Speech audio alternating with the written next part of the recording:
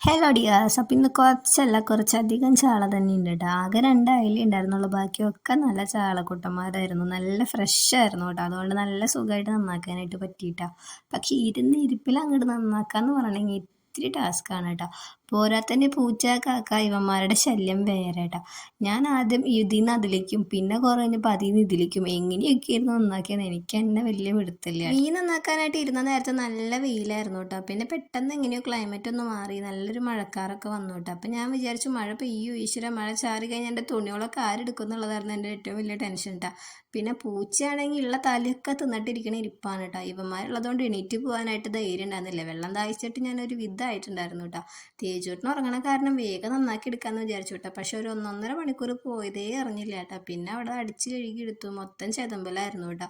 അങ്ങനെ അകത്ത് കയറിയതേ കല്ലുപ്പൊക്കെ ഇട്ട് മീൻ നന്നായിട്ട് അങ്ങോട്ട് തേച്ച് മോറി അങ്ങോട്ട് എടുക്കാമെന്ന് വിചാരിച്ചു. നല്ല ഫ്രഷ് മീനായതോട് ധൈര്യമായിട്ട് അങ്ങോട്ട് തിരുമ്മി കഴുകിയിട്ടുണ്ട് കേട്ടോ. മീൻ മാങ്ങിട്ട് വെക്കണോ കുടമ്പുള്ളിട്ട് വെക്കണോ അതോ വറക്കണോ എന്നുള്ളതായിരുന്നില്ല കേട്ടോ എൻ്റെ ആ നേരത്തെ ചിന്ത. എങ്ങനെയും ഇതൊന്ന് കഴുകി കഴിഞ്ഞ് കുറച്ച് വെള്ളം കിട്ടിയാൽ മതിയെന്നായിരുന്നു. അങ്ങനെ വേഗം കഴുകിയിട്ട് ഞാൻ കുറച്ച് വെള്ളം എടുത്ത് കുടിച്ച് ചന്തൂട്ടിനെ കൊണ്ടുവരാനായിട്ട് ഇറങ്ങിയിട്ട്. അപ്പോൾ ഇത്രയേ ഉള്ളൂ. ടാറ്റാ.